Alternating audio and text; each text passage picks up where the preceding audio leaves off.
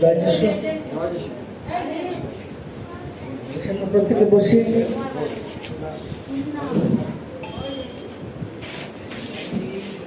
আমরা প্রত্যেকে বসি। সকলকে জয় যিশু। আমরা জানি আজকে কি দিন? পুনরুত্থান দিবস, তাই তো? ইংলিশে কি বলে? রেজারেকশন সানডে, কি বলে ইস্টার সানডে, যদিও কতটা ঠিক নয়, কতটা হলো রেজারেকশন সানডে বা পুনরুত্থানের রবিবার। আজকের দিনে কি হয়েছিল? যীশু খ্রিস্ট 3 দিনের দিন মৃত থেকে জীবিত হয়েছিল, বা বলতে পারি মৃত থেকে উত্থাপিত হয়েছিলেন। প্রভু যীশু কালভারি ক্রুশে আমাদের জন্য প্রাণ দিয়েছেন এবং 3 দিনের দিন পুনরায় কি হয়েছে? জীবিত হয়েছে। আমেন। আর তাই জন্য আমরা সকলে পরিত্রাণ করে পেরেছি। যদি প্রভু যীশু জীবিত না হতো তাহলে আমরা কখনো উদ্ধার পেতাম না, তাই না? তাহলে সবকিছু বেকার হয়ে যেত। কিন্তু প্রভু যীশু 3 দিনের দিন কি হয়েছে? জীবিত হয়েছে, পুনরুত্থিত হয়েছে। আমাদের ঈশ্বর এরকম নয় যে মৃত্যুকে হারাতে পারে না। তিনি আমাদের জন্য প্রাণ দিয়েছেন এবং তার প্রাণকে তিনি বাপস নিয়েছেন, তাই তিনি মৃত থেকে জীবিত হয়েছে। আমেন। আমরা বাক্য পড়বো। আমরা যোহন তার 20 অধ্যায় পড়বো। যোহন লিখিত সুসমাচার 20 অধ্যায় প্রথম পদ থেকে পড়ি। একজন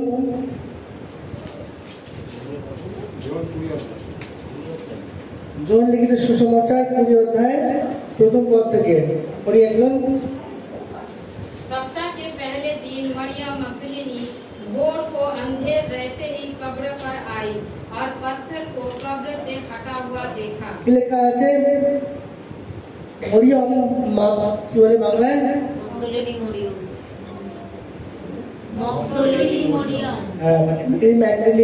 মগদলিনীয় মরিয়ম সপ্তাহের প্রথম দিন কবরের সামনে গেল আর কি দেখলো? যে কবরের ঢাকনা খোলা। তো ওই ঢাকনাটা কিসের ঢাকনা ছিল? পাথরের, বড় পাথরের। তখনকার দিন তো ঘর বাড়ি ইট সিমেন্ট হতো না।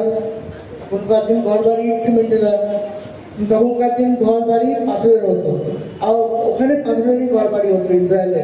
ওটা মরুভূমিতে ইট সিমেন্টে ঘর বাড়ি করলে ঘর বাড়ি ভেঙে পড়ে যাবে, তো ওখানে পাথর দিয়ে ঘর বাড়ি হতো। আগেকার দিন আমরা দেখবো যে রাস্তাও পাথরের হতো, এখন তো হয় না, তাই তো? হয়, তখন হতো।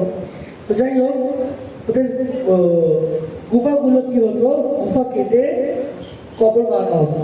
মানে গুফাগুলোকে কাটতো, কেটে ভেতরে বিভিন্ন জায়গা বানাতো, লাইট ফাইট দিত। লাইট মানে ইলেকট্রিক লাইট নয়, প্রদীপের আলো, এসব হতো ওদের সময়। আর ওখানে কবর রাখা থাকতো। তো যীশু খ্রিস্টের কবরে কি করেছিল? ওরা ঢাকা দিয়ে দিয়েছিল। কি করেছিল? আসলে ঢাকা দেয়নি, লেখা আছে গভর্নমেন্ট একটা সিল মোহর লাগিয়েছিল কি কেউ এই কবরকে সরাতে পারবে না, কেউ এই কবরকে খুলতে পারবে না। কিন্তু যখন মরিয়ম মেরি ম্যাগদালিন সে যখন সকালবেলা গেল, দেখলো যে কবরের ঢাকা খোলা, কবরের ঢাকা সরানো। ও হয়তো ভাবলো যে কি হলো, ঢাকাকে সরিয়েছে, ঢাকা গেল কোথায়? ঢাকা তো লাগানো ছিল, উল্টে গভর্নমেন্টের সিল আছে, কেউ চাইলেও খুলতে পারবে না, ধরা পড়লে জেল। আরে খুললো কে? তারপর পড়ি। तब वो दौड़ी और सिमोन पतरस और उस दूसरे चेले के पास जिससे यीशु प्रेम रखता था आकर कहा, वो प्रभु को कब्र में से निकाल ले गया है और हम नहीं जानते कि उसे कहाँ रखा दिया है। ওরা এসে মরিয়ম আর বাকি কিছু কিছু মহিলা ছিল না সঙ্গে, ওরা এসে কি বললো যে প্রভুর শরীর থেকে কেউ নিয়ে চলে গেছে, আর আমরা জানি না যে কারা নিয়ে গেছে। সাধারণ মানুষের সাধারণ চিন্তা অনুযায়ী কথা বলেছে, তাই তো? হ্যাঁ, জাগতিক চিন্তা, ঠিক। মানে যেরকম আমাদের মানসিক চিন্তা বা জাগতিক চিন্তা যা আমাদের মনে হতে পারে, এইটা ওরা ভুলে গেছে। আমরা সিনেমা দেখেছি গুড ফ্রাইডে দিন, দেখেছি তো? তো ওখানে কি দেখা হয়েছিল? প্রভু যীশু আগে বললো ওদেরকে যে আমি মারা যাবো, কিন্তু 3 দিনের দিন আবার জীবিত হবো। ওরা যখন মারা গেছে, ওরা মনে পড়লো ওদের যা প্রভু বলেছিল মারা গেছে, কিন্তু যখন শরীর পাওয়া যায়নি ওরা ভুলে গেছে যে প্রভু বলেছিল কি আমি 3 দিনের দিন আবার জীবিত হব। আমেন। প্রভু যীশু প্রভু যিশু ভবিষ্যবাণী করেছিল তার জীবনের ব্যাপারে, কেন তিনি জানতো পিতার ইচ্ছা এই, আর আমি এই ইচ্ছা পূরণ করতে এসেছি। আমেন। যদি এই ইচ্ছা আটকাতে একসময় দুলাল দাস শনিবার বলছিল, মানে শনিবার না, শুক্রবার, কি পিতার কি বলেছিল যে প্রভু আপনাকে আমি মরতে দেবো না, আপনার সঙ্গে আমি শেষ অবধি থাকবো, আপনি এই ঘটনা আপনার জীবনে না হোক, আপনি না ধরা পড়ুন, আপনি না মারা যান, মানে না প্রাণ দিন, তাই না? তো বলেছিল দূর হও আমার থেকে, কি কথা বলেছিল? দূর হও আমার থেকে, আমার পিতার কাজের ইচ্ছা তুমি বানাবে। হ্যাঁ, আর ওকে একটা কথা বলেছিল, ওকে বলেছিল শয়তান। শয়তান, তাই তো? হ্যাঁ, শয়তান কারোর নাম নয়, শয়তান একটা পদবী, কি একটা কারোর নাম না। লুসিফারের নাম শয়তান না, লুসিফারের নাম লুসিফার, ওর নাম লুসিফার, শয়তান ওর পদবী, ঠিক আছে? তো সেরকম ভাবে ওকে ওই পদবী প্রভু যিশু দিয়েছে, কারণ ও পিতার ইচ্ছাকে বাধা দিয়েছে। তো মানুষ অনেক সময় ঈশ্বরের ইচ্ছাকে বাধা দেওয়ার চেষ্টা করে, কিন্তু ঈশ্বরের যা ইচ্ছা তা কোনোদিন বন্ধ হতে পারে না। ঈশ্বর যা সংকল্প করে তা নিশ্চয়ই পূর্ণ হয়। আমেন। মানুষ যতই চেষ্টা করে নিক, মানুষ যে কোনোভাবেই প্রক্রিয়া করুক, যা ইচ্ছা করুক, কিন্তু কোনো কিছু ঈশ্বরের ইচ্ছাকে আটকাতে পারে না। আপনার জীবনেও প্রভুর যা ইচ্ছা, আপনার জীবনে প্রভুর যা ইচ্ছা শয়তান সবসময় আটকাতে চাইবে, কিন্তু মনে রাখবেন যদি আপনি স্থির থাকেন তাহলে শয়তান আপনার জীবনে প্রভুর ইচ্ছাকে আটকাতে পারে না। হালেলুয়া। শয়তানের যদি অত ক্ষমতা হতো তাহলে প্রভু যিশুকে জীবিত হওয়ার থেকে আটকাতে পারত, কিন্তু শয়তানের ওই ক্ষমতা নেই। আর সিমিলারলি শয়তানের এই ক্ষমতা নেই যে আপনার জীবনে ঈশ্বরের ইচ্ছা পূর্ণ হওয়া থেকে আটকাতে পারে। আমরা একটা এমন সময় প্রবেশ করছি, শেষের সময়, এমন সময় আমরা প্রবেশ করছি যেখানে আমরা ঈশ্বরের পরাক্রম দেখব। আগামী দিন আরো ঈশ্বরের পরাক্রম আমরা দেখবো, ঈশ্বরের কার্যকে আমরা দেখবো, কারণ আমরা এমন শেষ সময় প্রবেশ করেছি। আর তাই জন্য আমাদের এটা জানা দরকার আছে কি আমার জীবনে ঈশ্বরের ইচ্ছাই সিদ্ধ হওয়া দরকার। প্রভু যিশু কি প্রার্থনা করেছিল যে প্রভু এই পান পাত্র যদি সম্ভব হয় আমার থেকে সরিয়ে নাও, কিন্তু তবু আমার ইচ্ছা নয় তোমার ইচ্ছা সিদ্ধ। হালেলুয়া। প্রভু যিশু কি প্রার্থনা করা শিখিয়েছিল? এই আমাদের স্বর্গস্থ পিতা, তোমার নাম পবিত্র বলিয়া মান্য হোক। আবার বলেছিল তোমার রাজ্য আসুক, তোমার ইচ্ছা সিদ্ধ হোক, যেরাম স্বর্গে সেরাম পৃথিবীতে। আমেন। বাস এইটুকুই। তোমার ইচ্ছা যেরাম স্বর্গে সেরাম পৃথিবীতে সিদ্ধ। আপনার জন্য ঈশ্বর একটা ইচ্ছা আছে, ওটা স্বর্গীয় ইচ্ছা। কিসের ইচ্ছা? এটা আপনার সৃষ্টির আগে ঈশ্বর মনোনীত করে রেখেছে। আপনার সৃষ্টির আগে ঈশ্বর লিখে রেখেছে কি বাবুলাল হালদারের জীবনে এটা আমার ইচ্ছা। কিন্তু বাবুলাল হালদার যদি ঈশ্বর চাইছে ডান দিকে যেতে, বাঁ দিকে যাচ্ছে, তাহলে কি হচ্ছে? তাহলে সরকারের ইচ্ছা পূর্ণ হচ্ছে? পূর্ণ হচ্ছে না। ঈশ্বরের ইচ্ছার বাইরে জীবনযাপন করছে। কিন্তু ওর জীবনে কি হওয়া দরকার? ঈশ্বরের ইচ্ছা পূর্ণ হওয়া দরকার। আমেন। তাহলে ওকে ওই দিকে যেতে হবে যেদিকে ঈশ্বর চেয়েছে। যদি আমরা প্রভুতে চলতে চাই, শয়তান যতই বাধা দিই কেউ আটকাতে পারবে না আপনার জীবনে ঈশ্বরের ইচ্ছা পূর্ণ হওয়াতে। আমেন। তো এরা জাগতিকভাবে চিন্তা করলো আর ভাবলো কি কেউ দেহ চুরি করে নিয়ে চলে গেছে। তারপরে কি হলো দেখি,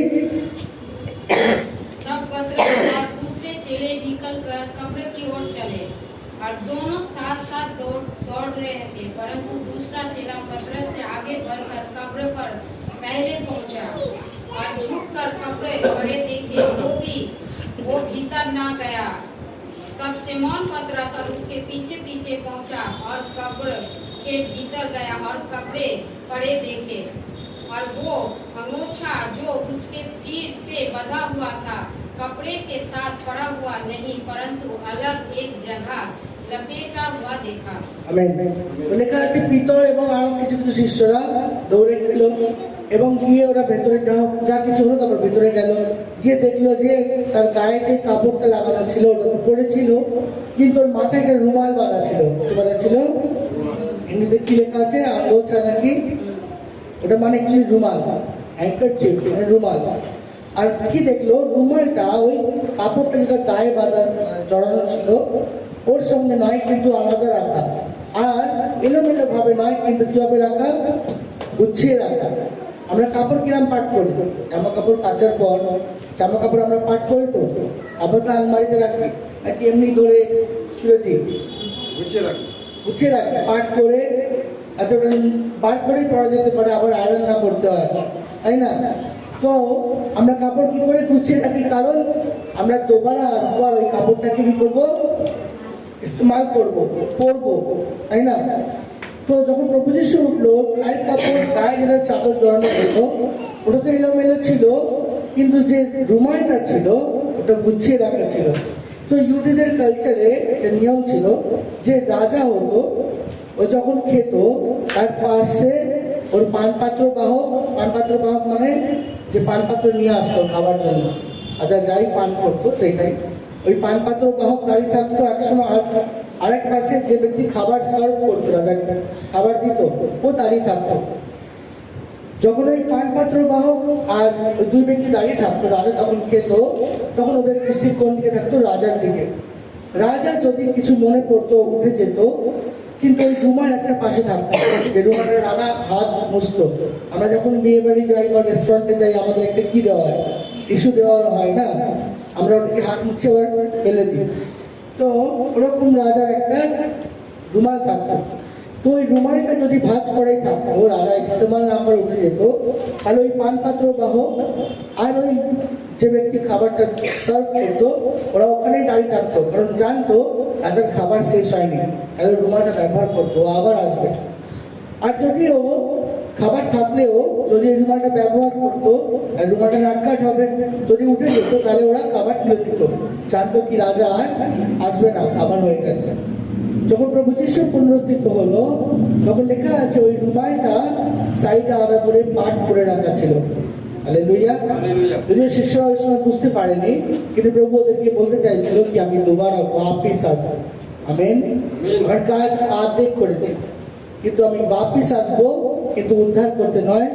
কে খেতো? আমি বললাম রাজা খেতো, তাই না?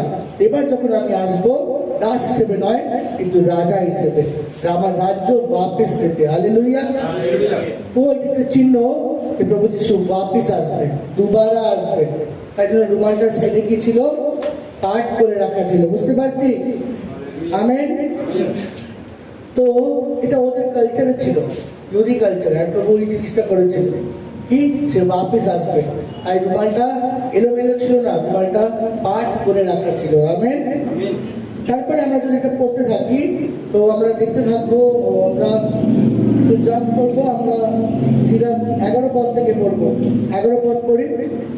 परंतु मरियम रोती हुई कब्र के पास ही बाहर खड़ी रही और रोते रोते कब्र की ओर झुक कर दो स्वर्गदूत उज्जवल कपड़े पहने हुए एक को सिहारने और दूसरे को रताने बैठा देखा।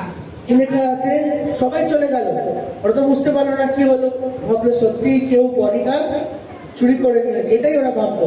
তারপর এই চিহ্ন দেখে ওরা বুঝতে পারলো না কি প্রভু ওয়াপিস উঠেছে, ওরা ভাবলো কি কেউ শরীর চুরি করে নিয়েছে। কিন্তু লেখা আছে মরিয়ম। কোন মরিয়ম এটা? মগদলিনী। আচ্ছা, কেউ বলতে পারবে মগদলিনী মরিয়ম কে ছিল? কোন ঘটনা দেখেছি আমরা?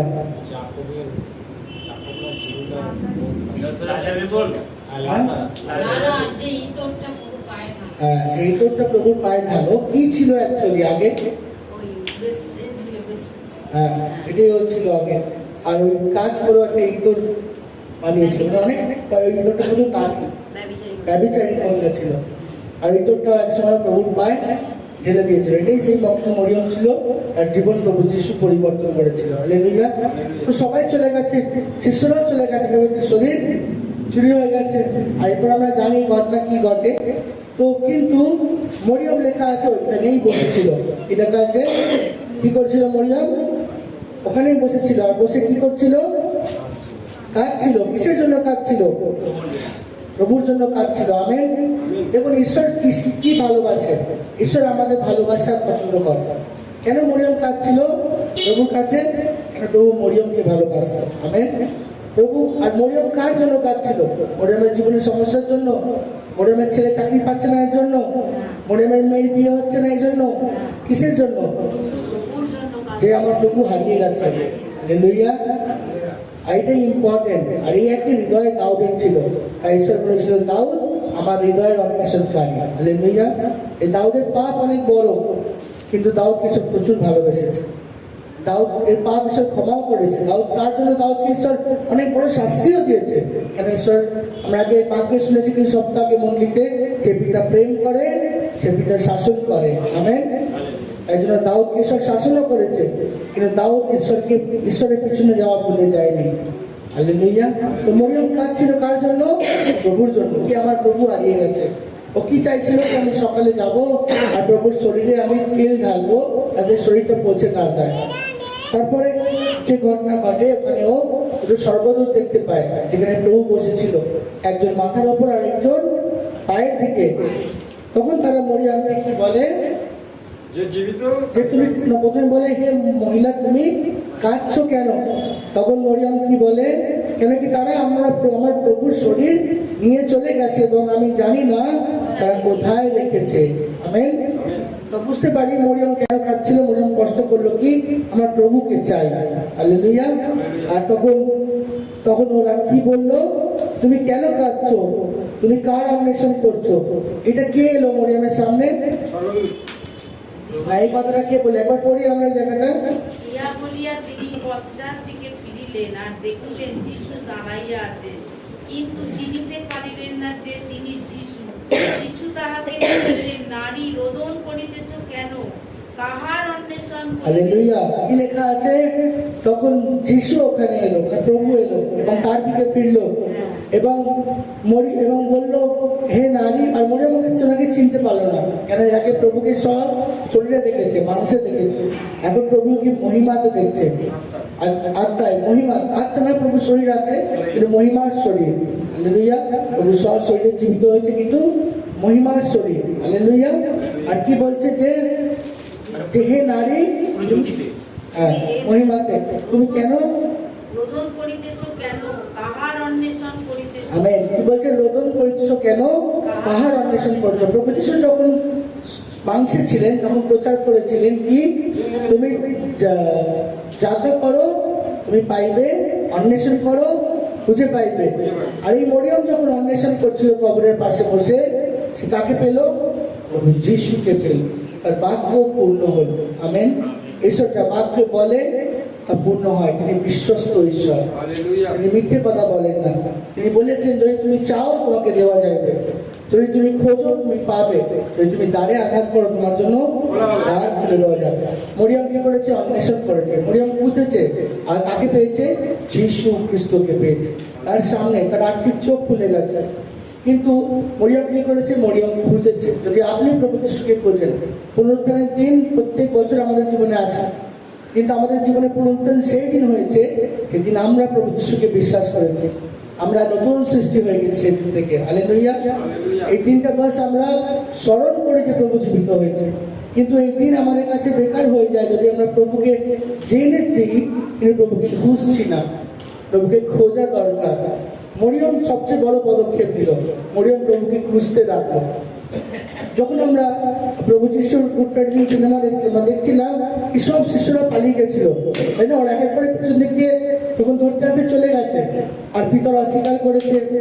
কিন্তু মহিলাগুলো সব ওখানে ছিল, দেখাচ্ছিল, কেউ কেউ বুক চাপড়াচ্ছিল, তাই না? তো মহিলাগুলো শেষ অব্দি প্রভুর সঙ্গে থেকেছে। আর তাই আমরা অবাক হয়ে যাই কি সবার আগে একজন মহিলা প্রভু যিশুকে দেখেছে। আর যেহেতু মরিয়ম খুঁজেছে প্রভুকে, ও প্রভুকে পেয়েছে। যদি আমরা ঈশ্বরকে খুঁজি, অনেকে বলে প্রভু যিশুকে দেখা সম্ভব নয়, কিন্তু সম্ভব। প্রভু যিশুকে দেখা পসিবল। যদি আমরা প্রভু যিশুকে খুঁজি তাহলে তাকে দেখা সম্ভব। ঈশ্বর আমাদের থেকে দূরে নয়, তিনি আমাদের নিকটবর্তী। তিনি আমাদের বিরোধী নয়, তিনি আমাদের সপক্ষে। তিনি আমাদের জন্য প্রাণ দিয়েছে। তিনি আমাদের সঙ্গে সহভাগিতা চাই, সহভাগিতা যেটা মসির সঙ্গে ছিল, মুখোমুখি সহভাগিতা। কিন্তু ঈশ্বর কি চাই? আমরা তাকে অন্বেষণ করি, তাকে খুঁজি। আমেন। তো মরিয়ম খুঁজতে লাগলো, প্রভু তার সামনে এলো। মরিয়ম চিনতে পারলো না। মরিয়ম ভাবলো ওই কবরটা একটা বাগানের মধ্যে ছিল, আর বাগানে কিছু মালিরা কাজ করতো। মরিয়ম ভাবলো উনি একজন মালিক, আর উনি ওই শরীরটাকে ছুপিয়ে দিয়েছে। তারপর কি লেখা আছে আমরা পড়ি। তারপর যিশু তাহাকে বলিলেন, তারপর থেকে আমি তাহাকে মহাশয় আপনি যদি তাহাকে লইয়া গিয়া থাকেন, মানে যিশুকে বলেন, তোমার কোনো মালিক লইয়া গে- তবে আমায় বলুন কোথায় রাখিয়াছে, আমি তাহাকে লইয়া যাইব। যিশু তাহাকে বলিলেন, মরিয়ম। তিনি ফিরিয়া প্রিয় ভাষায় তাহাকে কহিলেন, রূপিণী, যার অর্থ হে গুরু। আমেন। যখন মরিয়ম বলল, ওনাকে ভাবলো যে ইনি একজন বাগানের মালিক, আর বললো যে আপনি যেখানে সরিয়ে রেখেছেন আমাকে বলুন, আমি কি নিয়ে আসবো। তখন প্রভু মরিয়মের নাম ধরে ডাকলো, নাম কি বললো? মরিয়ম। আর মরিয়ম চিনে গেল। যখন মরিয়মের নাম ধরে ডাকলো, মরিয়ম চিনে গেল। হালেলুয়া। মরিয়ম কি বললো? হে গুরু, রব্বিয়নি, মানে হে টিচার, মানে ওদের ভাষায়, প্রিয় ভাষায়। তো বাক্যে লেখা আছে, ঈশ্বর বাক্যে বলেছে, তোমার মাতৃ গর্ভের পূর্বে আমি তোমাকে জানি, আমি তোমাকে নাম ধরে ডেকেছি। হালেলুয়া। যখন ঈশ্বর আমাদের নাম ধরে ডাকে, আমরা তাকে চিনে যাই যেটা আমার ঈশ্বর। তাই ঈশ্বর যখন শমূয়েলকে ডেকেছিল, কি বলেছিল? কি শমূয়েলের নাম ধরে ডেকেছিল। আমেন। আর শমূয়েল প্রথমে পারেনি, কিন্তু পরে শমূয়েল চিনতে পারে এটা আমার ঈশ্বর। শমূয়েল কি বলে? বলুন প্রভু, এই যে আমি তোমার দাস, আমি শুনছি। আমেন। আর ঠিক সেরকম ভাবে যখন প্রভু মরিয়মকে ডাকে, বলে মরিয়ম, তখন মরিয়ম চিনে যায় যে আমার প্রভু আমাকে ডাকছে। আমেন। যখন আমরা প্রভুকে খুঁজবো, অন্বেষণ করবো, আমাদের সমস্ত হৃদয় যে এই জন্য নয় কি প্রভু আমার সমস্যা বার করবে, এই জন্য যে আমি প্রভুকে চাই। আমার জীবনে আমি সবসময় কি চাই? প্রভু যিশু আমার সঙ্গে থাকুক, প্রভুকে আমি অনুভব করতে চাই। যদি আমরা চাই, তাহলে প্রভু কি করবে? তাকে আমি শুধু দেখবো তা নয়, তাকে আমি শুনবো। এখানে মরিয়ম শুধু দেখলো নয়, তাকে শুনলো। আর প্রভু তাকে ডাকলো, কি বললো? মরিয়ম। আমেন। আবার মরিয়ম যখন ছুটে যায়, প্রভু বলে যে না, তুমি আমাকে এখন ছুঁয়ো না, কেন আমি এখনো পিতার কাছে যাইনি। কোথায় যাইনি? পিতা কোথায় থাকে? স্বর্গরাজ্যে। আমেন। কি বললো? আমি এখনো আমার পিতার কাছে যাইনি। এখানে শুধু আমার পিতা বলেন, একটু ভালো করে পরিপথটা ভালো লাগবে শুনতে। যিশু তাহাকে কহিলেন, আমাকে স্পর্শ করিও না, কেননা এখনো আমি ঊর্ধ্বে পিতার নিকটে যাই নাই। কিন্তু তুমি আমার ভ্রাতৃগণের কাছে গিয়া তাহাদিগকে বলো, যিনি আমার পিতা ও তোমাদের পিতা, এবং আমার ঈশ্বরও তোমাদের ঈশ্বর, হালেলুয়া। তাহার নিকটে আমি ঊর্ধ্বে যাই। আমেন। যীশু খ্রিস্ট যাকে পিতা বলে, ও আপনাকে আপনার পিতা। তিনি যাকে ঈশ্বর বলে, উনি আপনাকে আপনার ঈশ্বর। আমেন। এই সম্পর্ক আগে অসম্ভব ছিল যে আমি ঈশ্বরকে পিতা বলে ডাকতে পারবো, কিন্তু প্রভু যিশু প্রাণ দিয়ে 3 দিন পর জীবিত হয়ে তার পিতাকে আপনার পিতা করেছে, আপনাকে ঈশ্বরের পুত্র হওয়ার অধিকার দিয়েছে। আমেন। আমরা ঈশ্বরের সন্তান হয়েছি, স্বর্গরাজ্য আমাদের অধিকার। তো আমরা ঈশ্বরকে পিতা বলে ডাকতে পারি যে কোনো সময়। যখন আমরা যদি ভুল করি, আমি আমার মায়ের কাছে যেতে দ্বিধাবোধ করবো না, কোনো আমার সমস্যা নেই। কেন? সে আমার মা। সিমিলারলি যদি আমার বাবা থাকতো, আমি যদি ভুল করতাম, আমার কোনো দ্বিধাবোধ হতো না, যেমন যতই বড় ভুল করি, কারণ তারা আমার মা বাবা, ভুল হতেই পারে আমার দ্বারা। সিমিলারলি যদি আমাদের জীবনে ভুল হয়, সে আমার ঈশ্বর নয় শুধু, সে আমাকে আমার পিতা, তার কাছে যাওয়াকে কোনো কিছু আমাকে আটকাতে পারবে না। তিনি আমাকে শাস্তি দিতে পারে আমার ভুলের জন্য, কারণ তিনি তার যোগ্য, তার অধিকার আছে। কিন্তু তিনি আমাকে পথ দেখাতে পারে যেন এই ভুল আমার জীবনে বাপিস না আসে। যদি আমি তার কাছে যাই, তার কাছে যাওয়া বন্ধ করে দিই, তাহলে আমি না তো ক্ষমা পাবো, না আমি পথ দেখতে পাবো যেদিকে আমাকে যাওয়া উচিত। আমেন। তো ঈশ্বর, প্রভু যিশু আমাদের কি করেছে? আমাদেরকে ঈশ্বরের সন্তান করেছে। আমেন। প্রভু যিশু কি বললো? যাও আমার ভাইদের কাছে যাও। কার কাছে তো বলেছে? ভাইদের কাছে না, শিশুদের কাছে বলেছে, আমার ভাইদের কাছে যাও এবং বলো, যিনি আমার পিতা তিনি তোমার পিতা, যিনি আমার ঈশ্বর উনি তোমার ঈশ্বর। আমেন। প্রভু যিশু মৃত্যু থেকে জীবিত হওয়ার পরেও তিনি আপনার সঙ্গে নিজেকে দাঁড় করিয়েছেন আর বলেছে কি, তোমরা আমার ভাই, কারণ আমরা এক পিতার সন্তান। হালেলুয়া। আপনাকে ওই জায়গায় রেখেছে, তিনি নিজের জায়গা আপনার সঙ্গে ভাগ করতে চেয়েছে। বুঝতে পারছি আমরা সম্পর্কটা। তাই জন্য প্রভু যিশু প্রকাশিত বাক্য তার 3 অধ্যায় লেখা আছে, যে জয়লাভ করবে তার সঙ্গে আমি আমার সিংহাসনকে ভাগ করে নেব। এখানে যে কেউ তাকে বিশ্বাস করে তাকে তিনি ঈশ্বরের দক্ষিণ দিকে বসার অধিকার দেয়। ফিলিপিও 2 লেখা আছে। আমেন। তো প্রভু যিশু মৃত থেকে জীবিত হওয়ার পর এই সমস্ত কিছু সম্ভব হয়েছে। তাই এটা নতুন নিয়ম। এখানে আমাদের অধিকার অনেক বড়, কিন্তু স্ট্যান্ডার্ড অনেক বেশি। ঈশ্বর চায়, সে বাক্যে লেখা আছে তোমরা পবিত্র হও সেটা তিনি পবিত্র। আমেন। আমাদের জীবনও ওরকম হওয়া উচিত সেরকম তার জীবন। আর আমাদের কি শিখলাম আজকে আমরা? আমাদের জীবনে সবচেয়ে ইম্পর্টেন্ট যেটা মরিয়ম করেছিল, আমরা তাকে কি করি? অন্বেষণ করি। আমরা তাকে সমস্ত অন্তঃকরণ দিয়ে খুঁজি। এই নয় কি তিনি আমার সমস্যা দূর করবে, এই নয় কি তিনি আমার অভাব দূর করবে, এই নয় কি তিনি আমাকে চাঙ্গাই দেবে, এগুলো উনি করবে, কিন্তু আমার তাকে খোঁজার মূল উদ্দেশ্য আমি প্রভুকে ভালোবাসতে চাই। আমি প্রভুকে চাই। আমার জীবনে কাকে চাই? প্রভু যিশুকে চাই। কারণ যখন আমি পাপী ছিলাম তখন তিনি আমার জন্য প্রাণ দিয়েছেন। হালেলুয়া। আমি প্রত্যেক বছর পুনরুত্থানের দিনে এই বাক্যটাই প্রচার করি, কারণ আমার খুব প্রিয় বাক্য। আমার এই জায়গাটা খুব প্রিয়। যখন মরিয়মকে প্রভু ডাকে এবং প্রভু এটাও বলে কি আমার পিতা তোমার পিতা, আমার ঈশ্বর তোমার ঈশ্বর। হালেলুয়া। আমেন। আবার লেখা আছে তারপর মরিয়ম কি করলো? সমস্ত শিশুদেরকে এসে কি বললো? আগে মরিয়ম কি বলেছিল? কি ওনার শরীর নিয়ে চলে গেছে। এবার মরিয়ম এসে কি বললো? যে আমি প্রভুকে দেখেছি এবং তিনি আমার সঙ্গে কথা বলেছেন। হালেলুয়া। তো ওনার সাক্ষ্য পরিবর্তন হয়ে গেল। এটাকে কি সাক্ষ্য দিয়েছিল? কি ওনার শরীর নিয়ে চলে গেছে। এখন কি সাক্ষ্য দিয়েছে? আমি প্রভুকে দেখেছি, তিনি আমার সঙ্গে কথা বলেছেন। এক কথা মরিয়ম ঘোষণা করলো যে আমার প্রভু জীবিত হয়েছে। জিন্দা খুদা। আমেন। হালেলুয়া। আমাদের ঈশ্বর জীবিত, যে আমাদেরকে দেখা দেয় এবং আমাদের সঙ্গে কথা বলে। আমেন। তাকে আমরা একটা মিটিং এ গেছিলাম। সেই মিটিং এ একজন বলছিল কি আমাদেরকে ঈশ্বরের রব শোনার জন্য অনেক উপরে যেতে হবে। তো সেই ভাইকে পরে আমার বোঝানো হয়নি। আমি ভেবেছি ওকে আমি ফোন করবো, কথা বলবো কি না, এরকম নয়। যখন আমরা প্রভুকে আছি, প্রভুকে আমি খুঁজি, বাক্য বলে আমি তাকে দেখবো এবং তাকে শুনবো, কেন এটা আমার অধিকার। এবং তিনি আমার সঙ্গে সম্পর্ক রাখতে চায়, তিনি চায় আমার সঙ্গে কথা বলতে, তিনি চায় আমি তাকে দেখতে পাই। আমেন। ঈশ্বর আমাদেরকে এই সমস্ত অধিকার দিয়েছে যেন আমরা তাকে শুনতে পাই, তাকে দেখতে পাই, যাতে আমরা লোককে বলতে পারবো যে আমার ঈশ্বর জীবিত।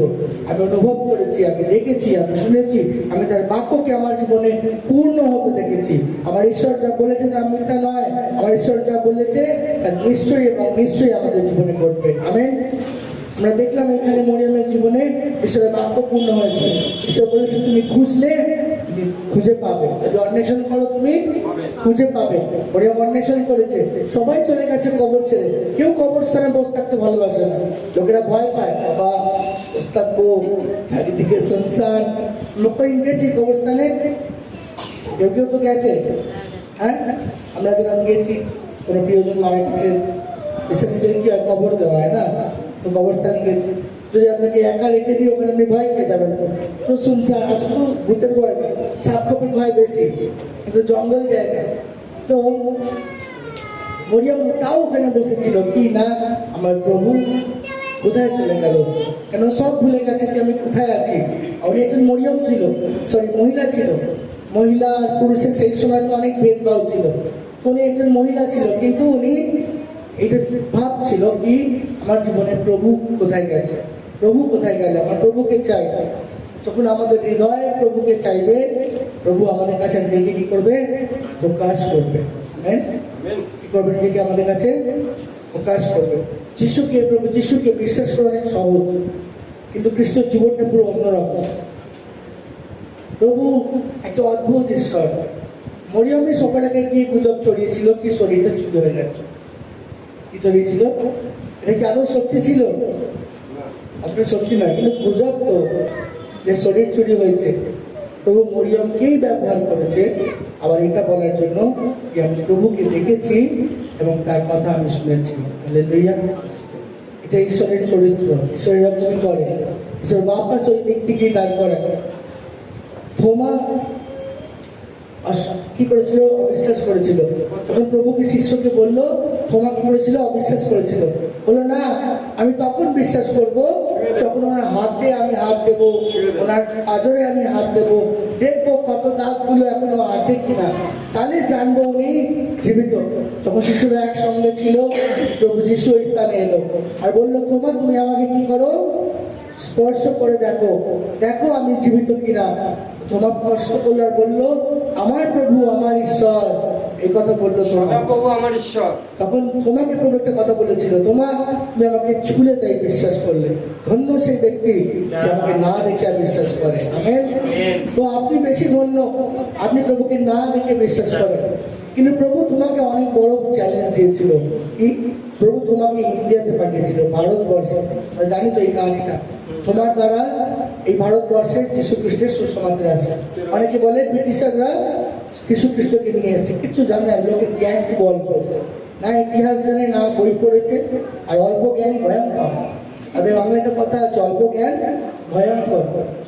এই ভারতবর্ষে সুসমাচার নিয়ে এসছে থোমা, যীশু খ্রিস্ট শিষ্য। আর আমরা যদি ইতিহাস দেখি, তখন থোমা বলেছিল, প্রভু আমি সব জায়গায় যাব, ভারতবর্ষে নয়, আমাকে ভারতবর্ষে পাঠাবে না, কেন ওইখানে কেউ বিশ্বাস করার নেই। কিন্তু প্রভু বলেছিল, না, তোমার ভারতবর্ষকে আমি বেঁচেছি, তুমি ভারতবর্ষে যাবে। আর তোমার ভারতবর্ষে আসে, সুসমাচার প্রচার করে, আর তাই সেই বীজের ফল আজকে আমি এবং আপনি হতে পেরেছি। তার জন্য তোমার নিজের জীবন দিয়েছে, তোমার কেন, আর অনেকে নিজের জীবন দিয়েছে, আর এই বীজের ফল আমি এবং আপনি। হালেলুয়া। হালেলুয়া। ঈশ্বর অসম্ভবকে সম্ভব করতে পারে। ঈশ্বর আপনার জন্য পরিকল্পনা করেছে, ঈশ্বর আপনার জীবনে উদ্দেশ্য রেখেছে। ঈশ্বর চায় আপনার চাওয়া পাওয়ার বাইরে আপনি যীশু খ্রিস্টকে অন্বেষণ করুন। যে আমার জীবনে যীশু খ্রিস্ট চাই, আমার জীবনে তার চরিত্র গঠন হওয়া চাই, যা কিছু হয়ে যাক, যেন আমি প্রভুকে দেখতে পাই। কি পাই আমি? প্রভুকে দেখতে। যখন মসি প্রভুর সেবা করত, আমরা জানি প্রভু মসির সঙ্গে মুখোমুখি কথা বলতো, তাই তো, অন্ধকার থেকে নয়, কিন্তু মুখোমুখি। কিন্তু কিছু লোকেরা মসির বিরুদ্ধে উঠতো সবসময় এবং মসির বিরোধিতা করতো। তো এক সময় কোরা একটা জাতি ছিল, ওই জাতিটা মসির বিরুদ্ধে উঠেছিল। তখন প্রভু ওদেরকে বলেছিল, কি তোমাদের সঙ্গে আমি দৃষ্টান্তে কথা বলি, আমি অন্ধকারের থেকে কথা বলি, কিন্তু মসির সঙ্গে আমি মুখোমুখি কথা বলি। এই যদি তোমরা মসির বিরুদ্ধে উঠো, আমি লেখা আছে কি ঘটনা হয়েছিল, মাটি খুলে গেছিল, ওরা জ্যান্ত মাটির তলায় চলে গেছিল। আমেন। কেন? মসির সঙ্গে ঈশ্বর কিভাবে কথা বলতো? মুখোমুখি কথা বলতো। যদি পুরাতন নিয়মে ঈশ্বর কারোর সঙ্গে মুখোমুখি কথা বলতে পারে, তাই নতুন নিয়মে কেন নয়? ঈশ্বর আপনার সঙ্গে মুখোমুখি কথা বলতে চায়। এটা সম্ভব, এটা পসিবল, যদি আপনি আপনার জীবনে ঈশ্বরকে অন্বেষণ করেন, ঈশ্বরকে স্থান দেন, প্রভুকে খোঁজেন, তো আপনার জীবনে ঈশ্বর অসম্ভবকে সম্ভব করতে পারে। শুধু অন্ধকার থেকে নয়, কিন্তু ঈশ্বর আপনার সঙ্গে কথা বলবে। আমেন। আমিন। ঈশ্বর আমাদেরকে প্রেম করে, ঈশ্বর আমাদেরকে ভালোবাসে, তাই ঈশ্বর আমাদেরকে অনেক কিছু জানায়, কি আমাদের কি করা উচিত, কিভাবে চলা উচিত। ঈশ্বরের বাক্যের দ্বারা আমাদের সাথে কথা বলে, ঈশ্বর স্বপ্ন দর্শনের দ্বারা আমাদের সাথে কথা বলে, তাই তো। ঈশ্বর বিভিন্ন মানুষের কোনো ব্যক্তির দ্বারা আমাদের জীবনে কথা বলতে পারে, ঈশ্বর বিভিন্নভাবে আমাদের জীবনে কথা বলে। কিন্তু যদি আমরা এগুলোতে কান না দিই, বা যদি আমরা হৃদয়কে প্রস্তুত না করি, আমরা না খুঁজি, তাহলে ওই শিষ্যগুলোর মতো আমরা হয়ে যাব। কি? তারা ঘরের মধ্যেই বসেছিল, তারা ভয় পেয়ে বসেছিল, কি প্রভুকে তো এবার মেরে দিয়েছে, এবার আমাদের কি হবে, এবার তো আমাদের পালা, এবার আমাদেরকে ধরবে, আমাদের কি করতে হবে, তাই না? কিন্তু মরিয়ম কি করেছিল? মরিয়ম প্রভুকে খুঁজছিল। মরিয়ম জানতো কি আমার প্রভুকে চাই, যাই হয়ে যাক আমার প্রভুকে চাই। মরিয়ম প্রভুকে পেল, পরে শিশুদের কাছে প্রভু গেল, এবং বাইবেল লেখা আছে, যে লোলদা বলছিল যে কথাটা তুললো, এই যোহানি সুসমাচারে লেখা আছে, শিষ্যরা আবার ভটকে গেছিল, ওরা আবার মাছ ধরতে চলে গেছিল।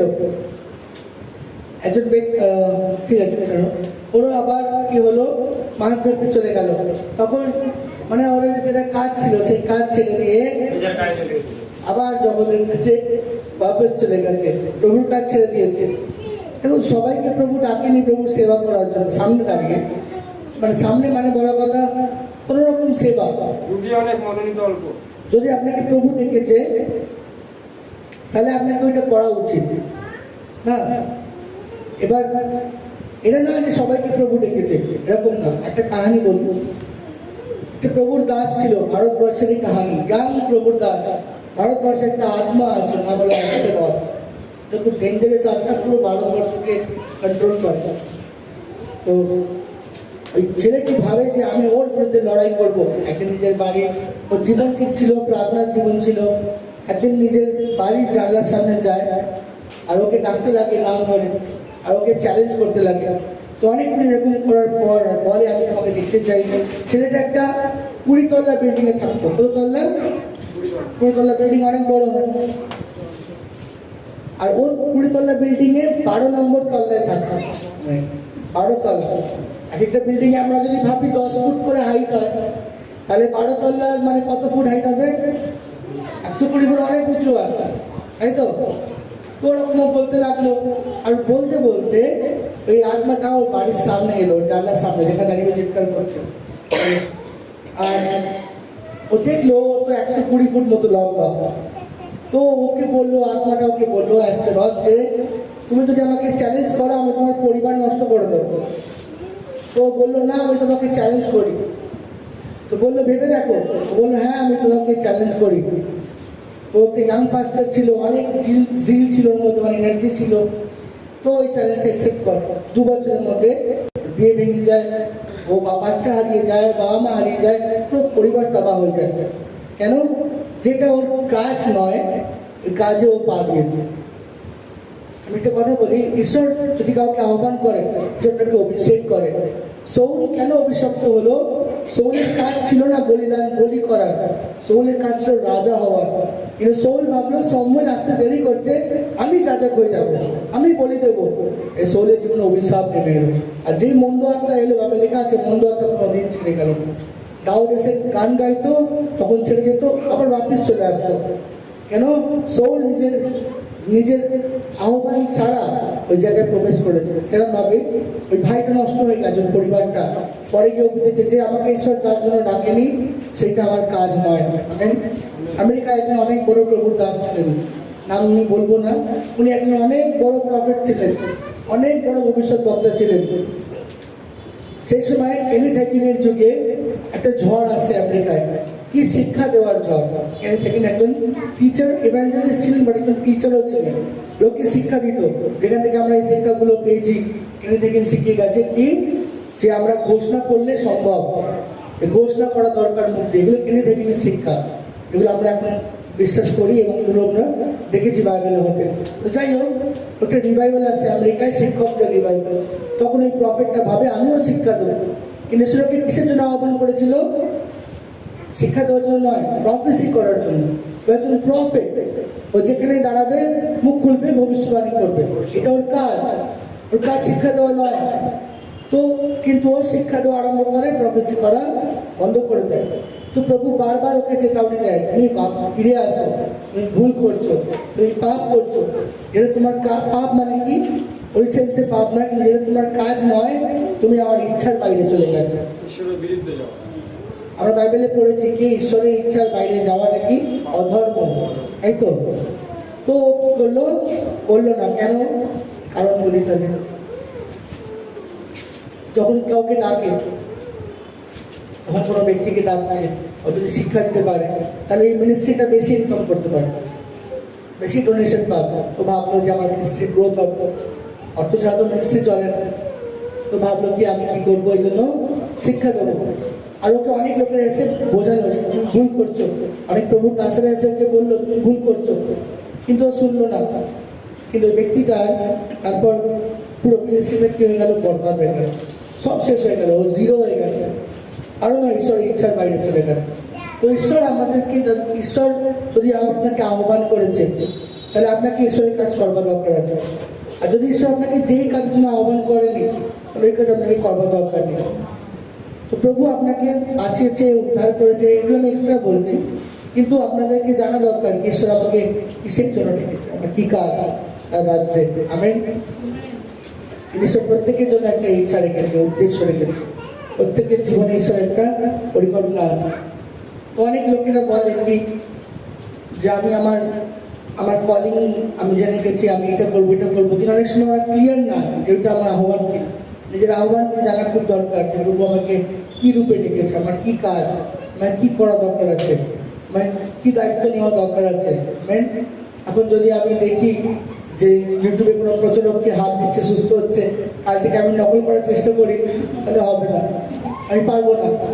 আপনাকে হাত দিয়ে প্রার্থনা করবো, আপনার দেখবো যে আপনার জীবনে কাজ হচ্ছে না, কারণ ওটা আমার কাজ নয়, আমার জীবনে অভিষেক নেই, নেই তো নেই। কিন্তু হ্যাঁ, ঈশ্বর অধিকার দিয়েছে কি প্রার্থনা করলে আপনি সুস্থ হবেন, সে প্রত্যেককে অধিকার দিয়েছে। কত সকল ধরে আমরা সুস্থ, সে বলেছে যখন তুমি অসুস্থ হও মন্ডলীর প্রাচীর ডেকে ডাকো, এরা তৈল দিয়ে অভিষেক করবে এবং তুমি সুস্থ হবে। আমেন। এই কাজের জাকবের পুস্তকে ঈশ্বর অধিকার দিয়েছে, কিন্তু সে আমাকে অধিকার দেয় না, আমার জীবনে অ্যালাইনিং নেই যে আমি হাত ফেলাবো আপনার সবাই শুয়ে যাবে দেখেন, মণ্ডলীর প্রধানদের ডাক। তাই আমার জীবনে নেই। আমার কাছে যেটা আছে আমি সেটা দিয়ে মিনিস্ট্রি করি। আমাকে ঈশ্বর যখন আমি প্রার্থনা করি আপনার জীবন দেখায়, ওটা দেখতে পাই, এটা বলতে বলি যে না তো না, আমার গোপন আমার ভেতরে থেকে যায়, ঠিক আছে। তো এটা আমার মিনিস্ট্রি, এটা আমার আহ্বান। আমাকে ঈশ্বর ডেকেছে ভবিষ্যৎবাণী করার জন্য, ভবিষ্যৎবাণী করি, এটুকু আমার গিফট আছে, আমি এটা ইস্তেমাল করি, এটাই আমার কলিং। ঈশ্বর আমাকে ডেকেছে, ঈশ্বর আমাকে বলেছিল আমি তোমাকে চিরমিয়র মতো মুখ দেবো, যদি তুমি মুখ না খোলো তাহলে আমি তোমাকে দণ্ডাজ্ঞা দেবো, আমি তোমাকে যা বলবো তুমি তাই বলবে। তখন ঈশ্বর আমাকে আহ্বান করেছিল কি আমি তোমাকে চিরমিয়র মতো মুখ দিয়েছি, তোমাকে যেটা বলতে বলবো ওইটাই বলবে। তাই আমি ঈশ্বর যা বলে ততক্ষণ এখানে আছে আমি বলে দিই, আমি যাই নেমে গেলে আমি আর বলতে পারবো, দেখলে আমার দয়া চলে আসবে, আমি আর বলতে পারবো না সামনে গিয়ে। কিন্তু যতক্ষণ এখানে দাঁড়িয়ে থাকবো, এই অভিষেক থাকবে, আমি বলতে পারবো। নেমে গেলেই ভাবো বলবো কি ভাববে, কিন্তু যতক্ষণ এখানে দাঁড়াবো আমার এটা মাথায় চলবে না, কি ভাববে, ওখানে ভাববো যা ইচ্ছে ভাবো, ঈশ্বর তো বলেছে এটাই আমি বলবো। আমেন। প্রভুর কাজ করবো, প্রভুটা করবো। আমেন। আমেন। তো ঈশ্বর চায় কি আমরা ঈশ্বরকে খুঁজি, ঈশ্বরকে অন্বেষণ করি। যদি আমরা অন্বেষণ করি, ঈশ্বর প্রতিজ্ঞা করেছেন তিনি আমাদের সঙ্গে কথা বলবেন। হালেলুয়া। আমরা কজন চাই কি প্রভু আমার সঙ্গে কথা বলুক, আর প্রভুর আওয়াজ শুনি, কজন চাই আমরা কজন চাই কি আমরা প্রভু যিশুকে দেখতে পাই, কজন চাই? তাহলে আমরা ডেইলি বাড়িতে প্রভুকে খুঁজি, নিজের হৃদয়কে খুলে দিই আর বলি প্রভু আমি জীবনে একটা জিনিস চাই কি আমি তোমার মতো হই। আমরা একটা গান গাই না, উৎসাহ ইস জাহাঁ में কি আছে, कोई है नहीं खबर कुछ भी नासरा কি বলে তার নাম জানি না, प्रभु तेरी बाहों में नाকি राहों में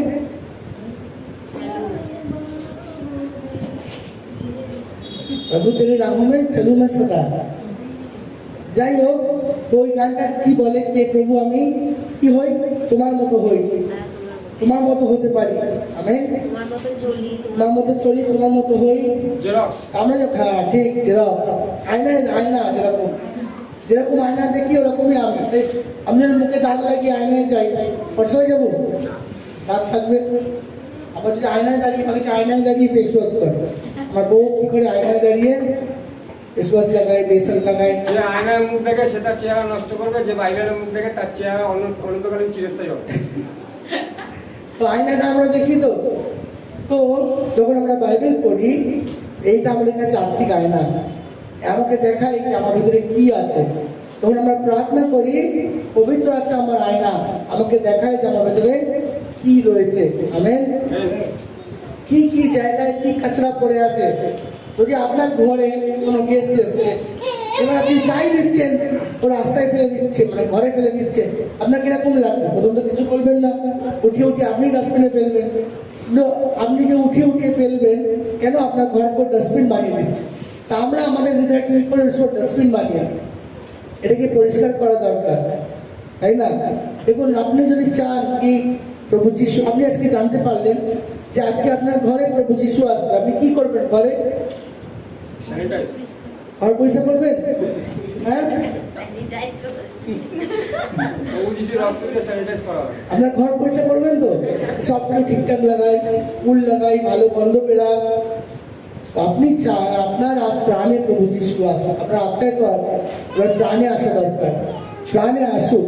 তাহলে আপনার প্রাণকে কিরাম করা দরকার, পরিষ্কার করা দরকার। আমেন। আর যদি প্রাণকে নোংরা দিয়ে দেন তাহলে প্রভু এখানে আসবে।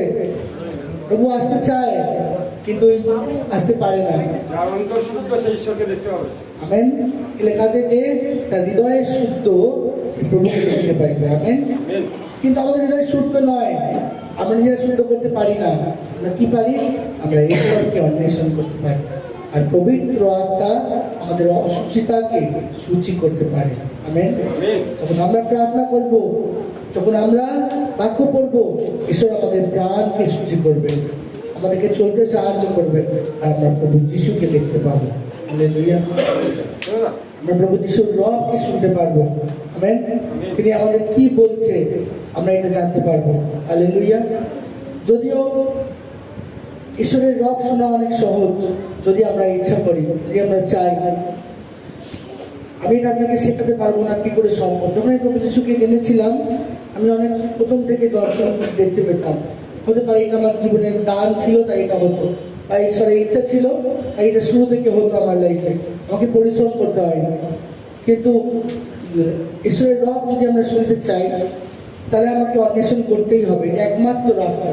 আমরা অপেক্ষা করি প্রভুর কাছে এসে, আমরা অন্বেষণ করি, সেখানে আমরা ঈশ্বরের রব শুনতে পারি। আর কোনো রাস্তা নেই। যখন আমরা ঈশ্বরকে অন্বেষণ করতে চাই, আমরা কি করি? নীরব হই প্রভুর কাছে। যেরকম মরিয়ম ছিল, মরিয়ম কাঁদছিল কিন্তু নীরবতায়, অপেক্ষা করছিল, প্রভুকে চাইছিল নিজের জীবনে।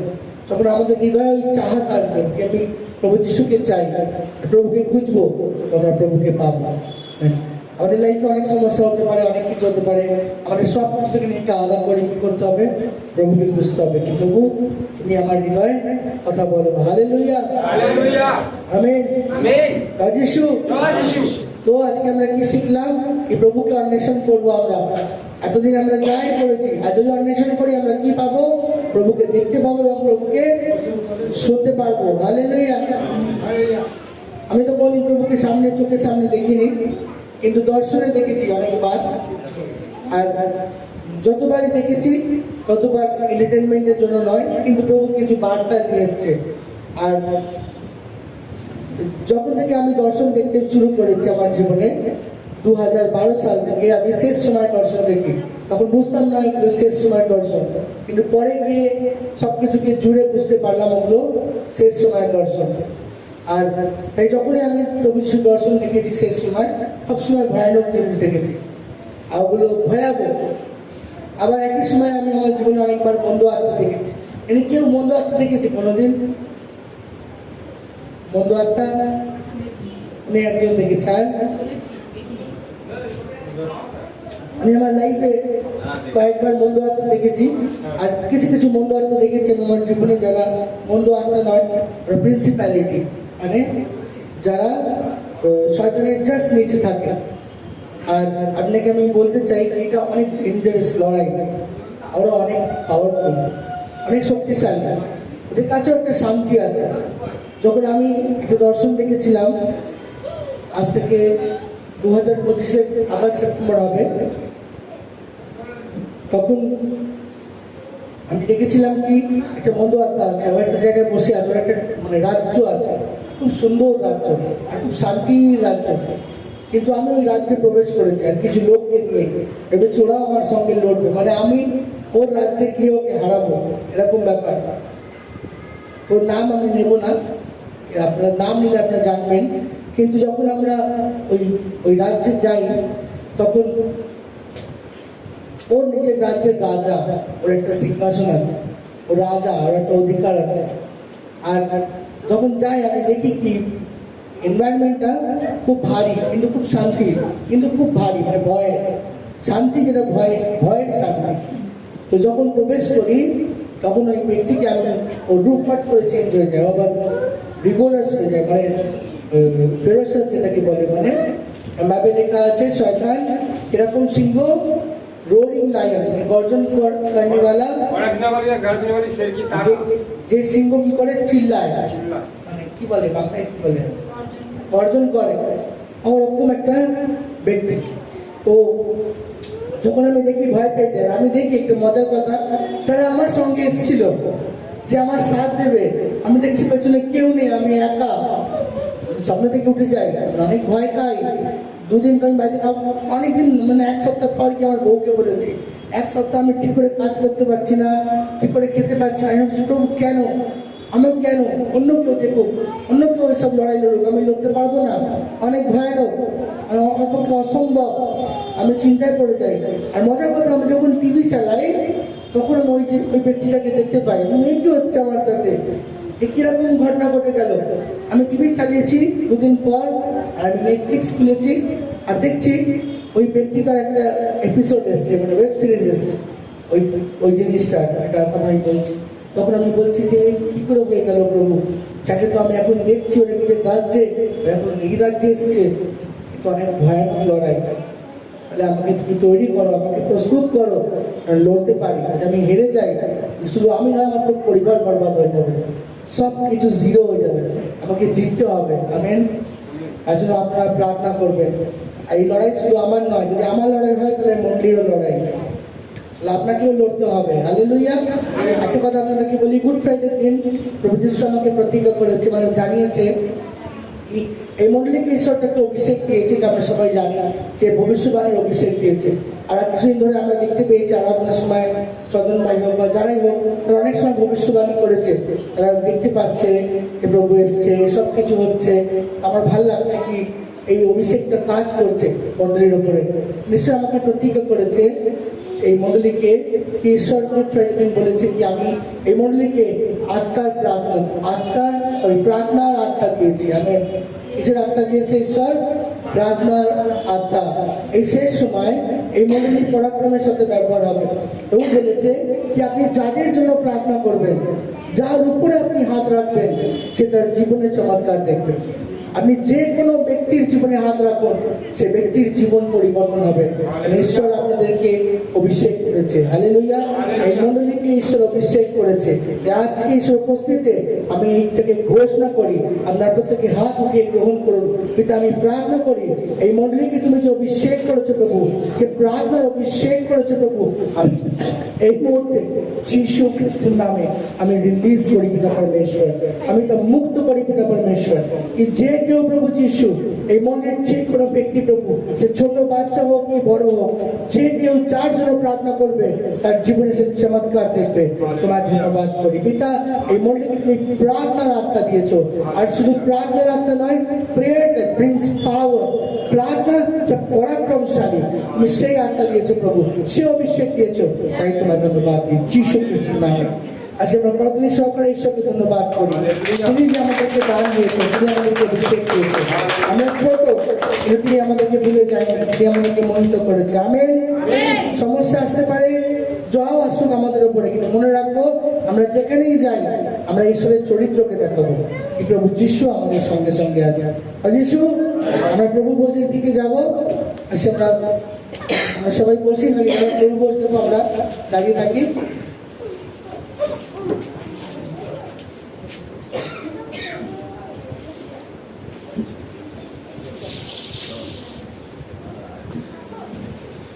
ইস্তার পর্বের পূর্বে রাত্রে প্রভু যীশু রুটি নিলেন এবং ভাঙিলেন এবং বললেন, ইহা আমার শরীর, যা তোমাদের জন্য ক্ষত বিক্ষত হলো। এবং পান পাত্র লইয়া বললেন, ইহা আমার নতুন নিয়মের রক্ত, আমার শরণার্থে ইহা গ্রহণ। প্রভু যীশু প্রার্থনা করি এই রক্তকে এই মুহূর্তে, এই পান পাত্রকে এই মুহূর্তে আমার রক্ত এবং রুটিকে আমার মাংসে পরিণত। মোরা যিশুর রক্তে শুচি হলাম, মোদের ভয় আর নাই। মোরা প্রভুর মহান দয়া পেলাম, মোদের ভয় আর নাই। মোরা যিশুর রক্তে শুচি হলাম, মোদের ভয় আর নাই। মোরা প্রভুর মহান দয়া পেলাম, মোদের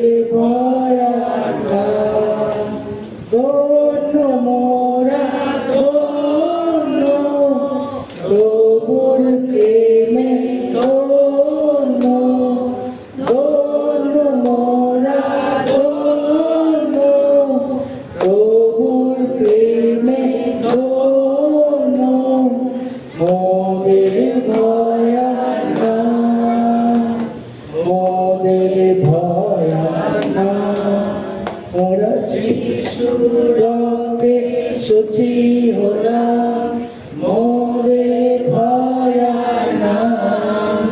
মোরা প্রভুর দয়া পেলাম, মোদের ভয় আর নাই।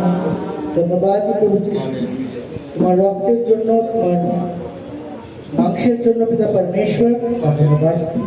আমরা অযোগ্য ছিলাম প্রভু তোমার রক্তকে পান করবার, তোমার মাংসকে খাবার।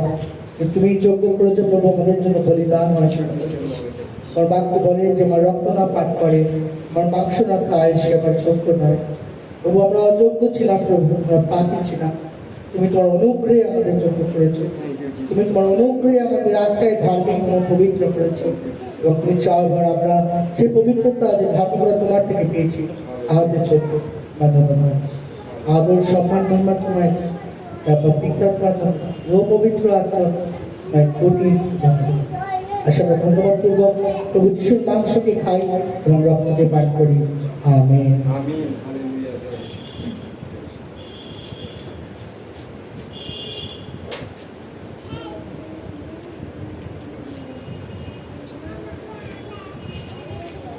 জয় যিশু। আসে আমরা শেষ প্রার্থনা আসি।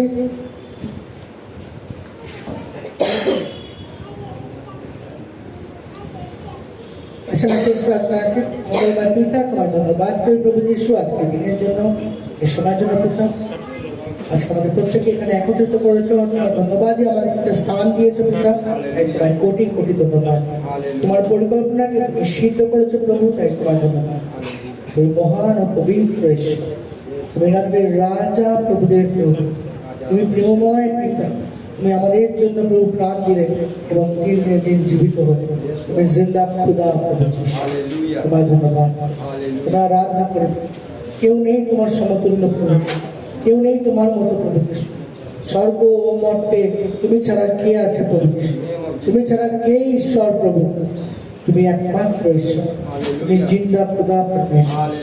তুমি একমাত্র ঈশ্বর যে আমাদেরকে প্রেম করেছে, যে আমাদেরকে অন্ধকার রাজ্য থেকে আলোর রাজ্যে, তুমি যে আমাদের দিকে দৃষ্টি করেছো আজ অনন্তকাল পর্যন্ত। তোমার ধন্যবাদ। আমাদের মায়ের গর্ভে যখন আমরা সৃষ্টিও হয়নি, তখন থেকে তুমি আমাদেরকে জানো, তখন থেকে তুমি আমাদের নাম ধরে ডেকেছো, তখন থেকে তুমি আমাদেরকে বেঁচে রেখেছিলে। আমরা তোমাকে জানবো, কি আমরা উদ্ধারকে পাবো। তোমার বাক্য বলেছে তোমার দুধ পান করানো মা তোমাকে যদিও ভুলে যায়, আমি তোমাকে কখনো ছাড়বো না, কখনো ত্যাগ করবো না। তুমি আমাদেরকে অধিকার দিয়েছো কি তোমাকে পিতা বলে ডাকা, কি তোমাকে নিজের ঈশ্বর বলে ডাকা। তুমি শুধু পিতা নয়, তুমি আমার পিতা, তুমি আমাদের প্রত্যেকের পিতা, তুমি আমাদের আপন জন প্রভু যিশু। তুমি আমাদের দূরের ব্যক্তি নয় প্রভু যিশু।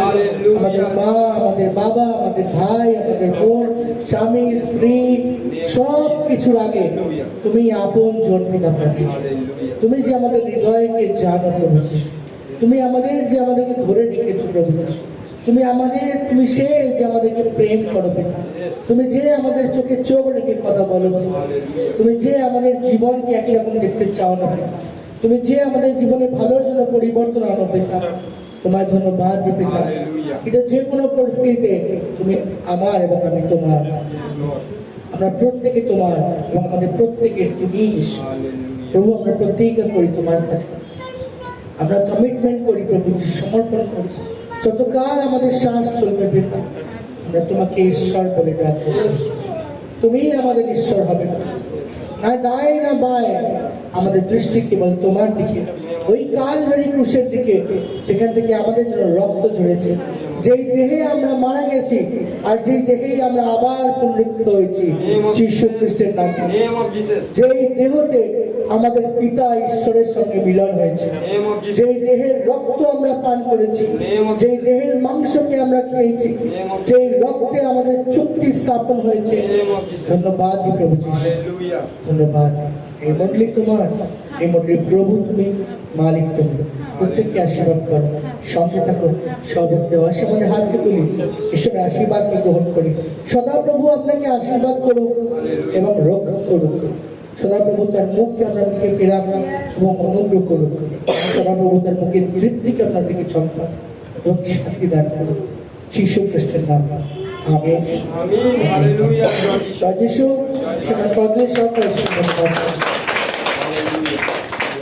জয় যিশু।